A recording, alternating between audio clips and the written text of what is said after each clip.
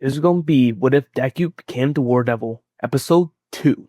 The scene will start inside the nurse's office with Deku laying on a hospital bed with the recovery girl examining his entire body. How All Might explained it when he arrived with Deku, he seemed like his entire upper body was burned, like third-degree burns covering his entire torso. But now he's just normal. By the way, I forgot to mention, while Deku's in the nurse's office, the battle trials would be going on. After a few minutes, the recovery girl would just kind of mumble to herself and walk up the room, trying to do some research on his quirk. And moments later, Deku would start badgering Yoru about what just happened. How did he heal? And Yoru would be annoyed, laying on the opposite bed. Yoru would just be laying in the bed, he's not caring at all. Like, he is ignoring Deku with every word. He's just minding his own business. He does not care about Deku. After a minute, Yoru would have enough of this guy's yapping and would stand up and slap Deku. Deku falling out the hospital bed would be terrified. Yoru starts to speak. Listen here, brat. If you keep yapping in my ear, I swear to God, I'll kill you myself. And I'll tell you this one time only. You need to break your humanity barrier. You have to start killing people and own them and turn them into weapons. You should have transformed that blonde-haired boy into a weapon the moment you beat him. But no, you just got to screw me over. Screw us over. Also, I told you I'll keep you alive. That's what I did. This quirk of yours isn't just creating weapons. It can also heal you from injuries. But for that to happen, you need to drink blood. Also, more people need to be more afraid of you. Look at your number one hero. All Might, you call him? The criminals, villains, are afraid of him. That's what's so great about him. So you need to make people fear you if you want to be number one. Deku slowly crawling back against the wall would slowly nod his head. It's like, I understand this. Deku is terrified.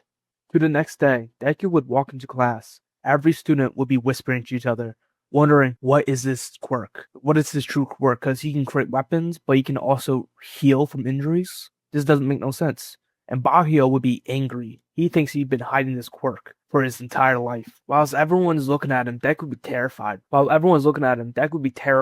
Ryoru would be whispering in his ear, telling him, see, I am correct. They terrify you because they've seen your power. Meanwhile, in Principal Nezu's office, All Might and Nezu would be talking to each other, wondering if Deku has multiple quirks. If that's so, there's only one person that can do that. Nezu would tell All Might, that guy's dead. All for One is dead. You beat him years ago. There's no way he can return. But to make All Might more comfortable, Nezu would do a proper background check on Deku. And we go in time skip to the USJ event or incident. So a week and a half after. And during the time skip, Deku would not be interacting with anyone. He'd be terrified of Raru, of transforming them into weapons. So he'd just be staying to himself. He won't have a friendship with Ida or Araka as much as they did in canon. Now, 2 of the USJ event. After a long day of classes, Ozawa would announce USJ event. They're going to be rescuing some people. To the bus ride to the USJ, Farabi would be asking Deku, what is his quirk? And the whole class was chiming in as well, wondering what it is. Yoru would be sitting next to Deku, in his mind, giving him the side-eye, knowing what Yoru said to him. Don't reveal the full ability list, or he'll kill him. So Deku wheeled his way out of the question, saying, it's complicated, it's complex, it's hard to explain. The class would continue towards the USJ until they fully arrived. With them meeting with 13, she would explain how quirks are dangerous. Even my quirk can kill people, so us using our quirks right can save people instead of killing them. After a minute of 13 speaking, Ozawa would notice a portal opening up down the steps of the USJ. Ozawa yelling out to the class to stay together. And then an army of villains will walk out the portal. Ozawa would tell 13 to protect the class, and he jumped down, starting to fight the villains. The class would start running at the exit, but Kataguri will be blocking it, saying, no way, Jose, I can't allow that. Kataguri would introduce himself, saying, greetings, we are the Villains Alliance. I apologize for this little incident here. I'm just here for All Might. Suddenly, Bakio and Kirishima would try to attack the portal monster thing, this mist monster, and of course, they would go right through him, and suddenly the mist would cover the entire area, teleporting them away. Deku would fall out the portal towards the flood zone, splashing into the water, looking underwater, seeing a villain swimming right towards him. And Yoru next to him is yelling at him to kill this villain right now and transform him into a weapon. Suddenly, Froppy will be sending a kick into the villain, sending him back, grabbing onto Deku and swimming up to the surface. After giving Mineta, the 3 would hop on a boat, trying to discuss a plan. While Froppy and Mineta are trying to discuss a plan, with Mineta freaking out, Yoru would take possession of Deku's body. Yoru, looking back at the 2, would say, I got this. If they want to wage war, let's win it then. And Mineta and Froppy would be looking at Izuku's face. He has a scar across his face, and his hair just turned black. They never seen this before. But suddenly, Deku would jump into the water, starting to fight the villains, summoning a blade from the tool-pointer robot that he got from the entrance exam. Yaru using Deku's body to slice into the first villain he sees, which is the shark-looking villain, slice it right through his head, grabbing the neck of the body and transforming it into a weapon, called like a shark spinal sword. Let's just say that. And soon, Yaru will be killing every single villain in that water, filling the entire water with a deep red color. Yaru would be walking out the water towards the Nomu, Shigaraki, and Izawa. Yaru would be covered in blood from head to toe. He has a new arsenal of weapons after transforming each villain into weapons after he killed them. Izawa being pinned down by the Nomu, looking up towards Deku's body, and he is terrified of what he's seeing right now. His student is covered in blood. He just knows it's his own blood, but he didn't see no injuries. Is he killing the villains? Shigaraki, looking towards Yaru, would say, "Who are you? Are you one of them brats?" And he sees the blood, and he is like starting to itch his neck, wondering, is this kid actually killing the villains he brought here? Yaru would start to speak up, saying, "Who's your boss? Because a scrawny kid like you doesn't deserve to lead a monster like this." In Yaru's mind, he can tell that this Nomu is super strong. If the War Devil was in his prime, it would easily defeat the Nomu. But right now, his power is super low. He knows he can't defeat it by himself. Shigaraki would think, enough is enough. He would order Nomu to kill that kid right now. And easily, the Nomu would dash forward at Yaru and punch his way straight off, like he split him in half, flinging his entire upper body right towards Shigaraki's feet. Shigaraki staring down at Yaru's body, laughing, turning around. Little did Shigaraki know, Yaru's lower half would start to regenerate, and he'd stand up, grabbing Shigaraki's neck from behind, summoning his villain's shark sword, lifting it right towards Shigaraki's torso, whispering in his ears, telling him, "I beat you. I guess now I own you now." Shigaraki's eyes was widened. He just seen this kid just die, and now he's right behind him already. Shigaraki would lift his hand right towards Yaru's hand, but quickly, his shark sword was sliced right through Shigaraki's left hand, cutting it clean off. Shigaraki would scream out, with Izawa looking back, with blood dripping from his face. He is terrified. Izuku Midoriya is no longer this kid he's seen in his class. This is a whole new side of him. Yaru will whisper into Shigaraki's ear, telling him if he summons that beast again, he's going to transform him into a weapon. Yaru will tell Shigaraki to summon his portal friend and take him to their boss. Shigaraki would say no, but after Yaru's tightening his grip, he would start mumbling. Yaru will look up towards this mist monster thing and tell him to take me to your boss. Kataguri looking at Shigaraki, him returning with a nod. Then Kataguri would teleport all three of them back to the bar. Upon arriving, Yaru keeps his grip on Shigaraki's neck, looking around, and he sees a bar. But he does see a TV saying the word sound only, and a man will start to speak through the TV. "Who must you be, young man? You seem like you're causing a bit of trouble." Yaru saying, "If you're the boss, then if you don't listen to me, I will just kill this guy I have in my hands. I will transform him into a weapon, and your buddy over there." The man will respond saying, "For a young man, you're causing a lot of problems. Too much for you to handle. Are you sure you want to continue with this? You can be in a lot of trouble, and not just from the heroes, but from us too." Yaru responds, saying, "So what are you guys, villains or something? Because if you are, I'm here to make a contract." The man speaking from the TV will laugh, then say, "What are you expecting to get?" Yaru, smiling, saying, "I want an endless war." The man in the monitor will laugh and say, "What do we get out of it?"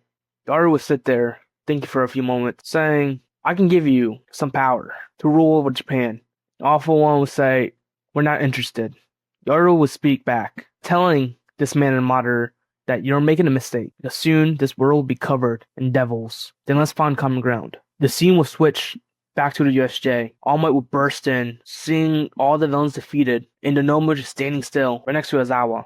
This Nomu isn't operating on any orders, so it's just standing still, being mindless. So moving after, all the villains would be arrested, with the Nomu also being arrested and being tested on. Everyone is confused, but they know Izuku Midoriya is kidnapped. The staff, the UA staff, and the police officers will be baffled. Because, what is this kid's quirk?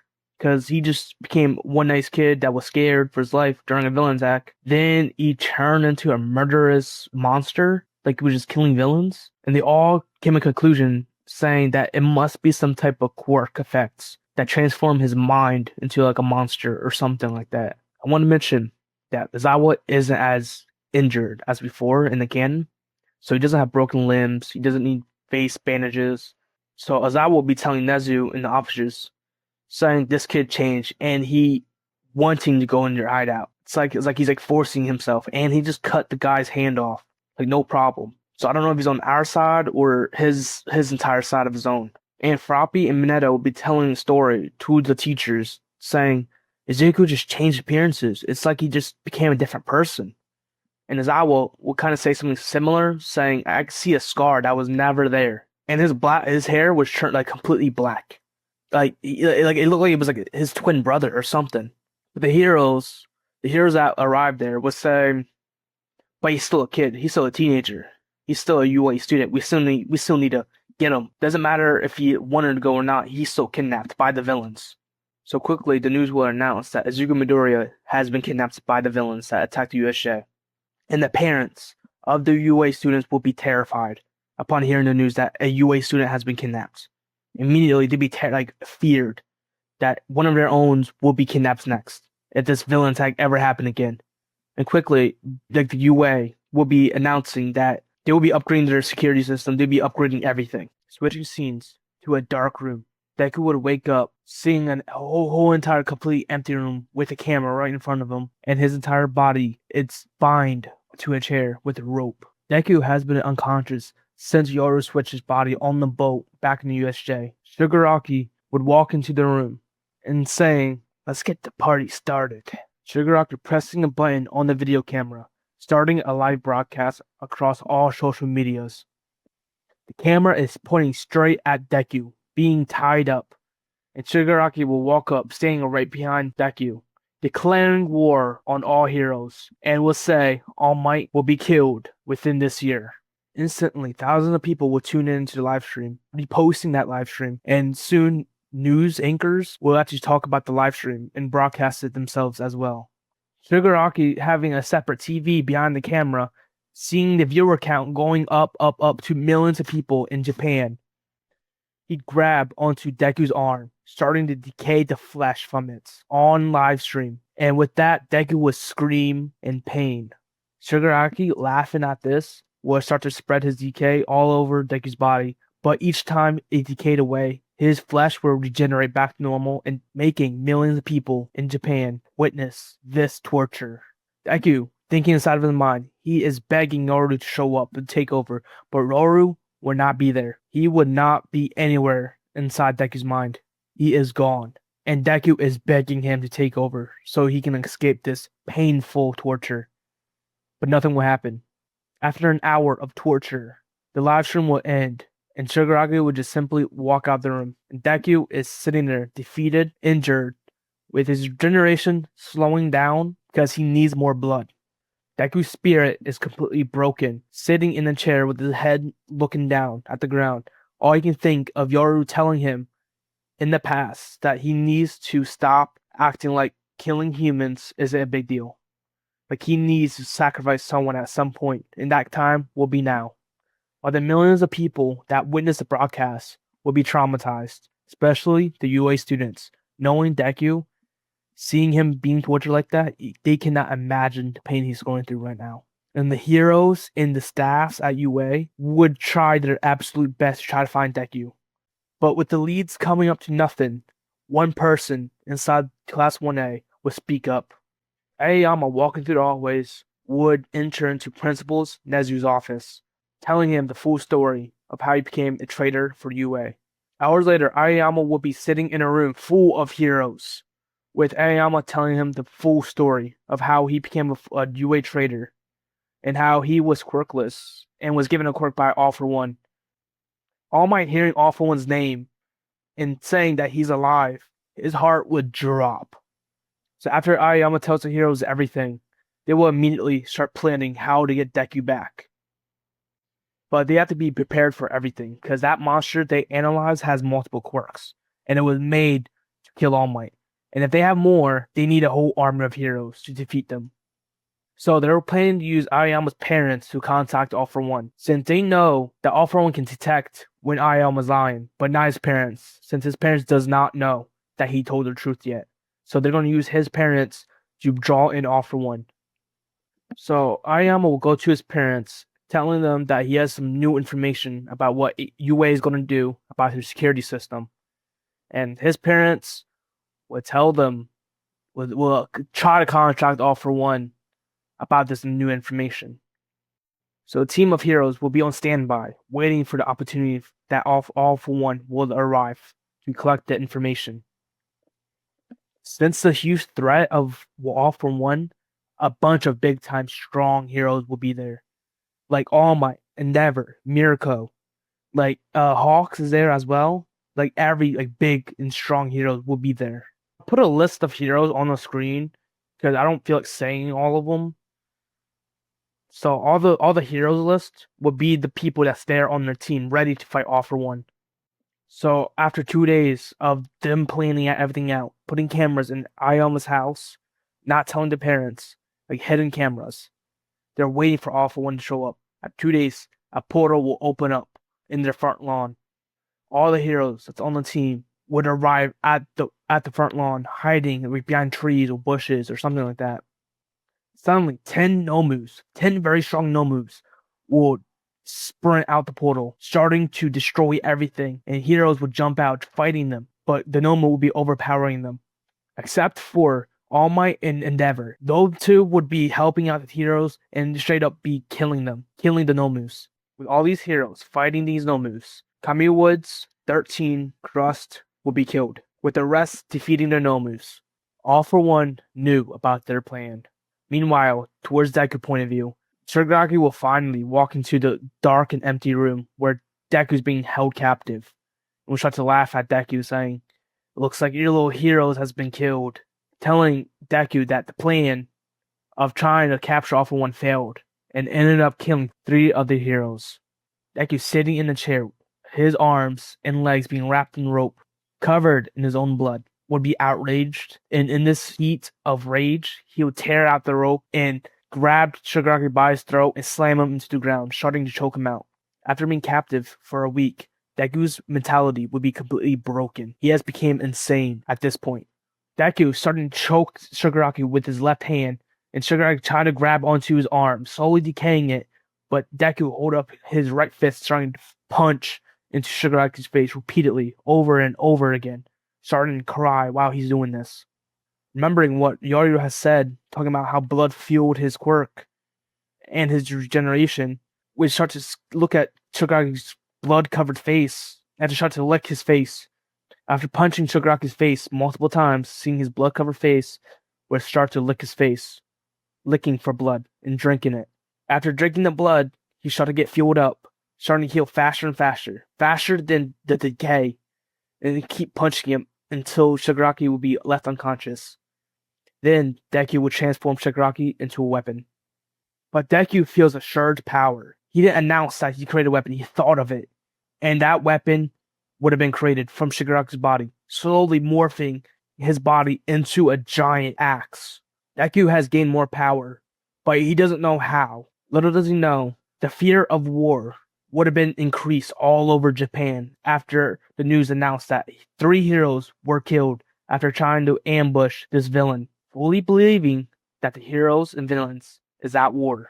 And that would be the end of this episode. Left on a cliffhanger, left on with a lot of questions, not revealing the contract, what he has with All for One. Who knows? Maybe I'll say next episode. Tune in. Have a good one. See ya.